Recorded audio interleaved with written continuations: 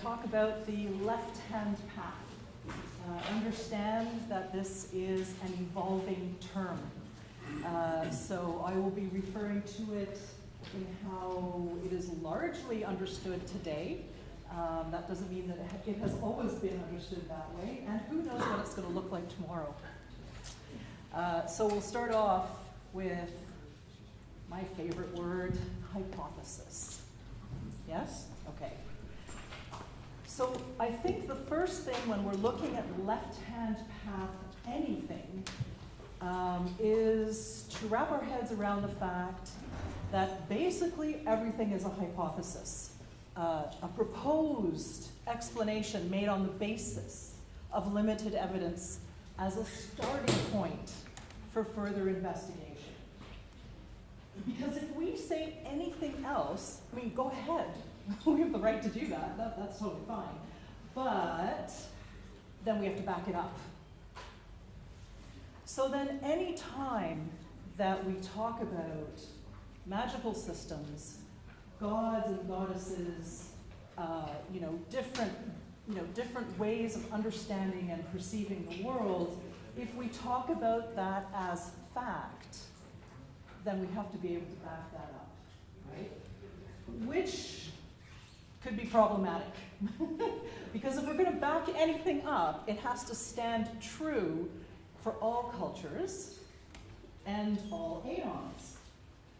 For example, when missionaries went over, because I'm from Canada, so I'll tell a little story about Canada. When missionaries went over to the Northwest Territories and they tried to convert the Inuit, the major symbol, or one of the major symbols for Christianity is, of course, the lamb, right? The sacrificial lamb. Well, you can't wrap your head around that if you have no concept of what a lamb is. There are no lambs up north. Believe me, it's far too cold. So, I mean, right away we have a problem because the symbolism that's used isn't cross-cultural. So how can it be true? Actually, they didn't have concepts of sacrifice, that you kill something in order to appease a being that's better than you are.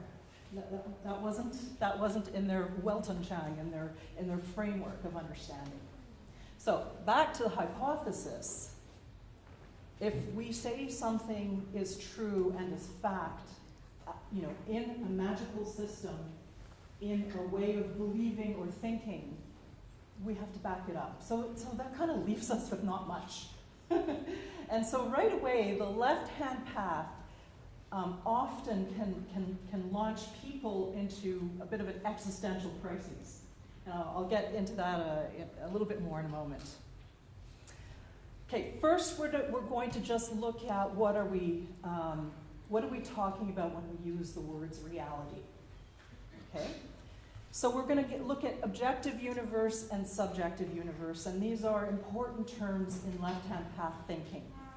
So, of course, we have the universe as we know it, the totality of existence, as we know it and as we don't know it, because who knows what we don't know, right? But then, within that, we have this, the objective universe. Anything that is outside of yourself, anything that's outside of yourself is known as the objective universe. And anything that is you is the subjective universe. So from a left-hand path perspective, what we're doing is we're navigating through life trying to work with both of the realities that happen at the same time. There's the subjective universe reality, and there's the objective universe reality. Okay. But it's conscious navigating. So now, then we're going to pull from a very well-known and time-worn expression, which is know thyself. Because we're not just going through life, happenstance-wise. It's very deliberate because we're choosing to cultivate something, and the something that we're choosing to cultivate is itself. Uh-oh, did I do that? Oh, there's okay. So it's not that it's divisive. I don't want it to come across that way. What I'd like to do is take a look at, just from a philosophical perspective, what are the differences between the left and the right-hand path? Philosophy is incredibly important. I mean, this is, if we're awake, if we're aware, this is how we're making all of our decisions. What's your personal philosophy, right? So, this is not meant to say one is right, one is wrong at all. It's simply to illustrate the differences between the two, and then we'll go from there. So with the right-hand path, the ultimate sort of objective, if we can do that, is to harmonize or be in union with the one, or the all, or the God, or the goddess, or nature, or the force, or right? And the extreme of the right-hand path would be various religions that we know. So Christianity would be one example. We can choose many of them. But we also find right-hand path within many different spiritualities and occult practices. It's all over the place. Again, not saying it's right or wrong, simply that there is this recognition that there is something that is not you, that you have to somehow strive to become in union with, become one with. Okay. However, the left-hand path sets itself apart from the laws of the objective universe. So there may or may not be a god or goddesses or spirits or what. Don't know. It's a hypothesis. Therefore, I am not going to try and harmonize myself with the all or the universe or the other or whatever. I am going to try and harmonize myself with myself, because that is the only thing that I can know for sure. So the aim, from a right-hand path perspective, is to gain union with it, whatever it is, the God, the goddess, the all, the source, so on. Whereas the aim from the left-hand path perspective is to individuate. Okay, so you're not trying to merge into that. You are separating yourself from that, and you are taking the responsibility of your own deification. Very often, not always, on the right-hand path, when the union is complete with the source, the all, then it's the self is annihilated, because you have been subsumed into it. Left-hand perspective, pleasure, pain resulting from independent existence is embraced. So let's look at it this way. The right-hand path perspective, that is not fun. There is no freaking comfort there at all. Nothing will save you. At all. So everything that you go through is your responsibility, and I'm not saying there isn't such a thing as victimization. Of course there is.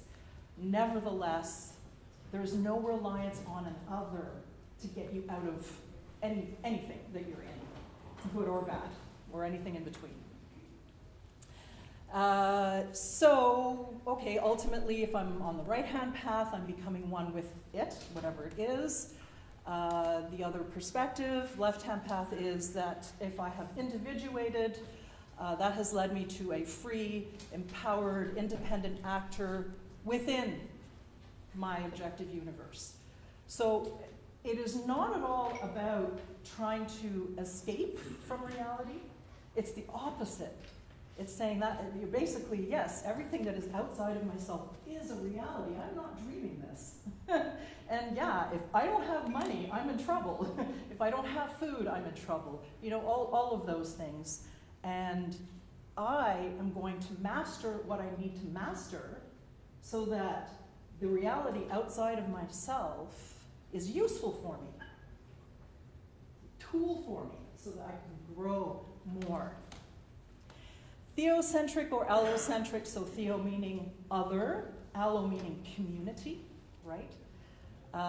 Versus psychocentric or soul or self-centered. So that's just a really quick comparison. Again, it's not about right or wrong, because anyway, everything's a hypothesis. Okay, so we don't know.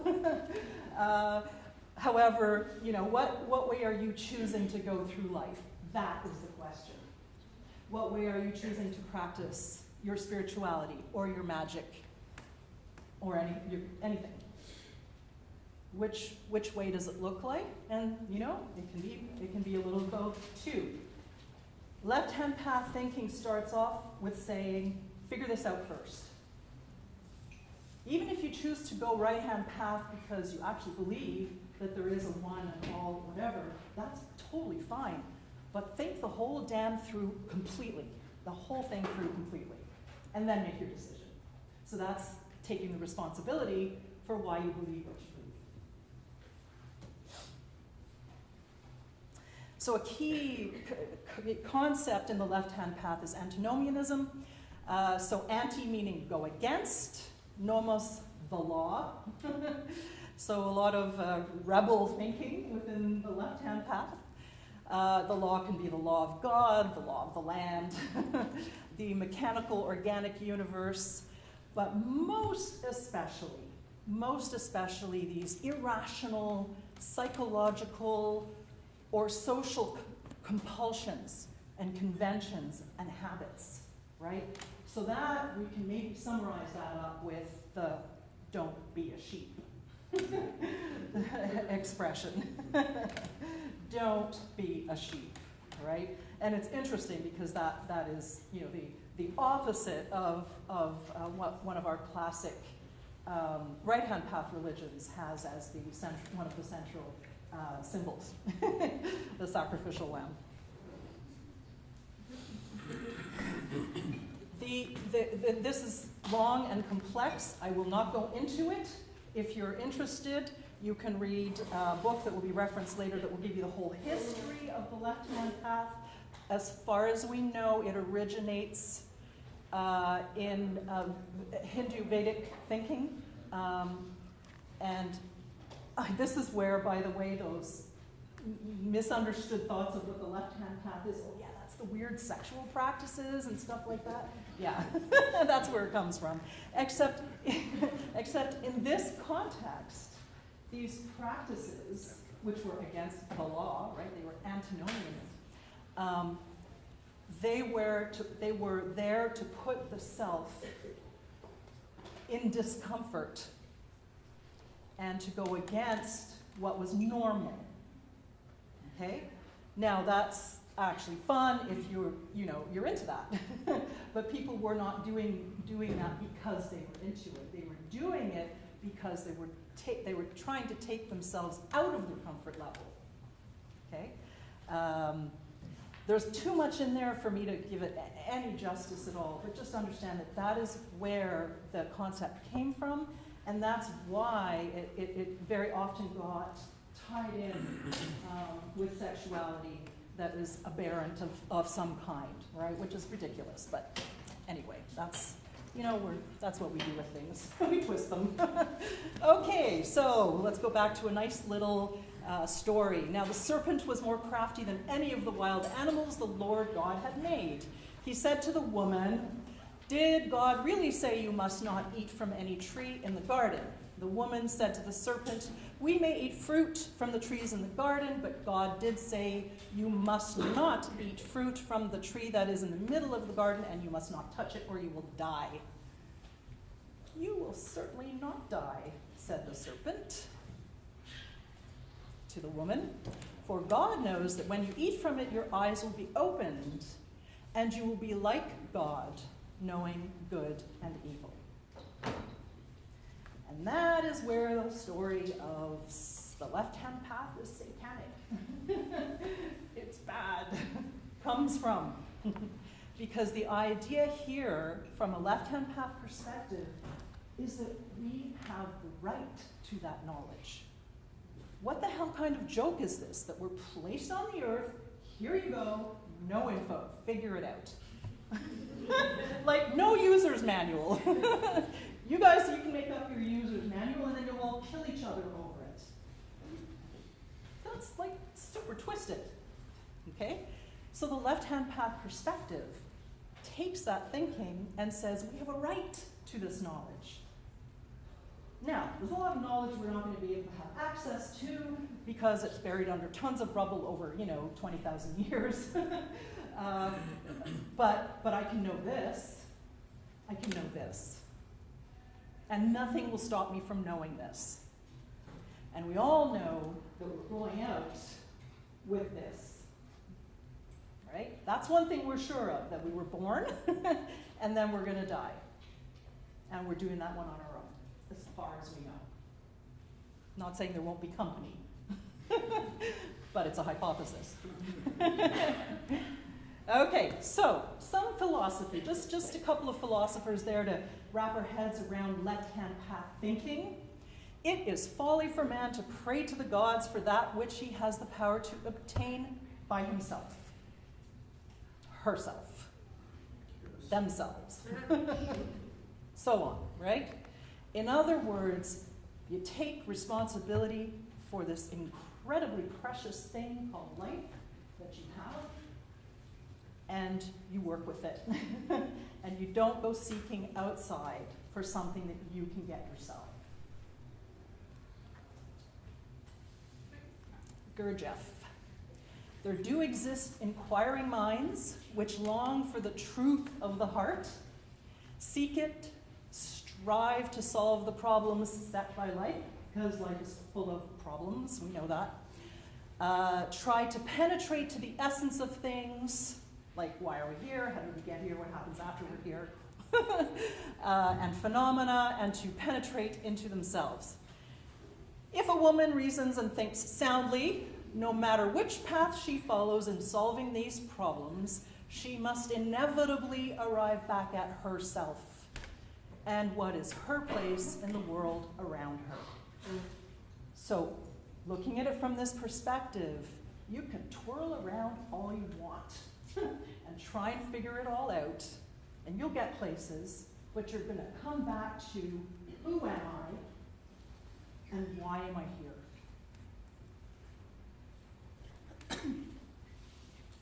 Young. The only meaningful life is a life that strives for the individual realization. All kinds of weird things happening today, huh? Absolute and unconditional of its own particular law. Your law. Not anybody else's or anything else's. Of its own particular law. To the extent that a man is untrue to the law of his being, he has failed to realize his own life's meaning.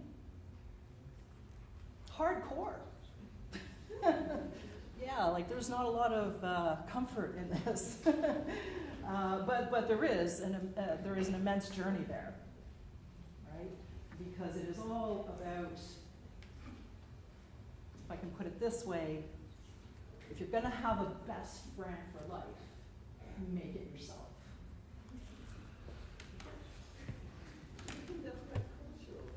Pardon me? Yeah, it's cultural, totally. Oh yeah, but what is it? Yeah.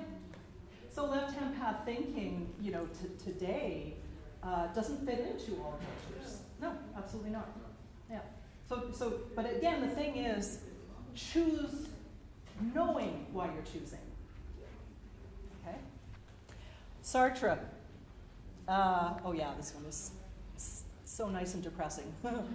Man cannot will unless he has first understood that he must count on no one but himself, that he is alone, abandoned on earth in the midst of his infinite responsibilities, without help, with no other aim than the one he sets himself, with no other destiny than the one he forges for himself on earth. So you see how this thinking is very different from right-hand path thinking, which is, it's okay because I'm ultimately going to be fine because I'm one with the source, I'm one with the all, or God will save me, or the goddess will carry me. None of that's happening. Maybe, it might happen, but with left-hand path thinking, you're not assuming that at all. So you have to take responsibility for all of it.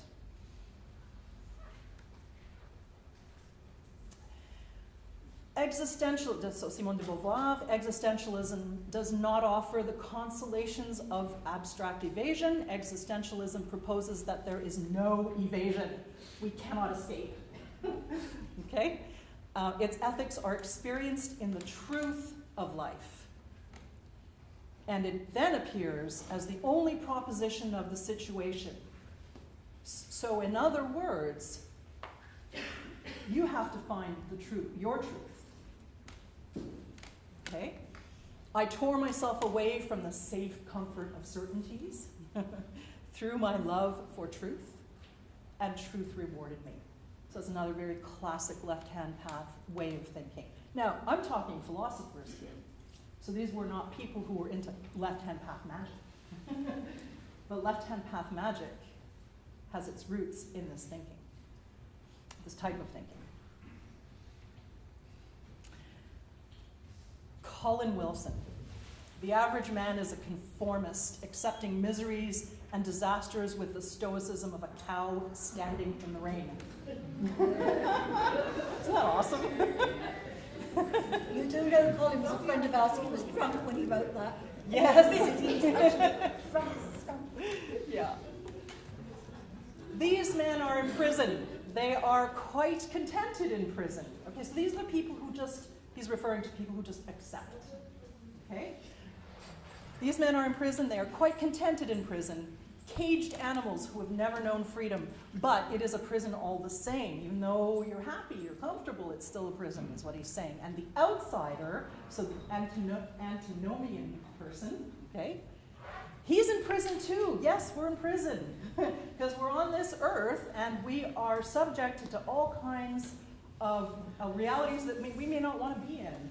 Political, social, economical, familial, and cultural, and on and on and on. So yeah, we're in prison. That's right. But he knows it. And his desire is to escape. So you don't escape the prison, however, by denying it. That's not an escape. A prison break is not an easy matter. You must know all about your prison. Otherwise, you might spend years tunneling only to find yourself in the next cell, right? Like the Count of Monte Cristo. Susan Sontag, there are ways of thinking that we don't know about yet. Okay? So with all of this, I'm using some philosophy there to wrap our heads around what the left-hand path is as we know it today, most places. And yes, we can see roots, of course, in various occult systems, magical systems, and practitioners, Blavatsky, Crowley, Spare, Gurdjieff, Uspensky, even Dion Fortune. We can see them there, okay? But the left-hand path as a movement, as a magical movement or spiritual movement, if we want to call it that, really came to the fore, of course, with Satanism. That doesn't mean it wasn't there before, but that's where it became more mainstream. I am not going to get into the whole story of Anton LaVey. Understand that when we're looking at left-hand path thinking, you don't have to be a Satanist. You don't have to be, in a part of the Church of Satan or anything like that. But that's where it became kind of popularized. Today, if you go on the internet and you type, you search left-hand path, tons of stuff comes up. But then you wonder, where did this come from? Well, I'm just trying to give you a little bit of where it came from. So there are kind of three big ones in terms of known left-hand path movements within the occult world. So one is Satanism, one is Satanism with the Temple of Set. And then the third is Luciferianism. Okay. Again, I don't want to go into each one of these. All three of them are quite different. And all three of them are identified in many respects as left Luciferianism, not always, but certainly Satanism and Satanism. And much of Luciferianism would identify as left-hand path. And when we say then left-hand path, it would be all the stuff that I just talked about. So that's what it looks like today. So we're going to go to finish up, some 4 criteria. This is from Stephen Flowers. I mentioned him earlier. He wrote the history of the left-hand path, Lords of the left-hand path. Maybe one day somebody will write ladies of the left-hand path. I don't know. Self-deification. So the attainment of an awakened, independently existent intellect. That's what you worship. Your own intellect. Not meaning you know everything and you're the greatest that there is. No, of course not. But that's what you're going to give your time and your energy to. And that's what you're going to honor and you're going to respect, is your own intellect. Individualism, so that awakened intellect is of a given individual, not a collective. We all know what it's like when people of like mind gather together and then they form a coven or a religion or a movement or something like that. As soon as that happens, the tendency is that it stops being about yourself and it becomes about the group, the collective. Nothing wrong with that. But if we're going to be hardcore left-hand path, then that's something to be very careful with. Initiation. The strength of essence necessary for desired states of evolution of the self is attained by means of stages created by the will of the individual, meaning you specifically and deliberately go through life. You specifically decide, I want to develop this part of myself. I want to get rid of this fear. I want to become a master of that, right? All of these things because I want to do this for myself. And so you put yourselves in initiatory situations that will help you, and it will hurt sometimes, often, to in fact develop that. So where does magic come in? Because all of this is self-development. It's working on yourself. It's understanding who you are, why you are, and what are you going to do with this thing that we call life, that we have. So you use magic according to your will, nothing different with this, to cause the universe around you to conform to yourself. So left-hand path magic is primarily designed to develop yourself or your surroundings so that you are in surroundings that will, wherein which you can better develop yourself. Okay? Is it left-hand path to, work with the Goetia? Well, it depends on why you're doing it. So it's all about what that deliberate intention is. I'm just gonna sort of finish up on this idea of magic. There's always that question of what's black magic and what's white magic. In left-hand path thinking, black magic is known as the magic that you do to develop yourself, or to cause changes in the objective universe so that you're better placed in it. So it is not about hurting people at all. And, you know, it's not about blood rituals or sex rituals or anything. I mean, I suppose you could do that if you wanted to, but the intention would be so that you are becoming more of the God that you have the right to be. And that you get the knowledge as much as you can that the, you know, old way of thinking is saying you shouldn't have that knowledge. The thinking here is you have the right to it. You have the right to do magic, and you have the right to that knowledge. So go figure it out. Go work with it. And that would be the difference. That's what black magic is. Okay? I'm not even going to describe white magic because there are so many different ways of describing that in fact, in left-hand path thinking, you don't even use that term because it's not about that stuff. Okay, that was a super fast overview. I hope I kept my time. Just. Okay, you have, what, 60 seconds? Do you have questions? We've comments? got, well, first, brilliant.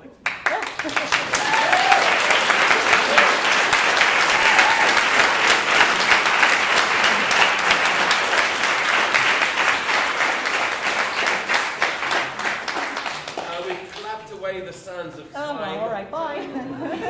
We've got time for 2 questions, 3 if they're very interesting. No? Okay, well, have fun thinking about it. Bye. Can we not unite both of them if we, for example, think that the self is the discrete manifestation of some higher consciousness, and we call it a deity, right? So that they're not necessarily need to Yes. be separate. Yes, of course. So in that case, I would suggest that what we're saying in that scenario is that our cosmology, okay, is right-hand path, totally fine, and the way in which we're choosing to live our life within that cosmology is on a left-hand path, in a left-hand pathway. The left-hand path, again, it's all a hypothesis, but it doesn't at all say that there are no other beings out there. Actually, that would be kind of dumb, to think that we would be the only beings in the whole of the universe, right? So it's not saying there is no such thing as entities, for example. Now, if they're gods or goddesses or aliens, actually, we don't know. But so it's not at all saying that there aren't other entities, just that you don't need them in order to be exactly who you need to be, and want to be, I should say. Okay? Yes. Anything else? All good? Yeah, one more. Yeah. All right. So, a lot of philosophers were men. Do you think Yes. that the left-hand path and the right-hand path have a sexuality, a male and female, not men and women, Mm-hmm. I mean, male and female, Mm-hmm. glance that we look a certain way, Yeah. and it's to the left and the right. On the left is like, with women, not with the female, Yep. not with the women, but with the female. There's I don't have that existential angst anymore. Mm-hmm. After I realized this 20 years of self-help books from California about boundaries, and I realized I had someone living inside me. Any human being living inside me Mm-hmm. for a period of time. And it just kind of changed my whole perspective on this business of boundaries Right? and individuating. Okay. And that self-seeking to the existential angst of the navel of the universe.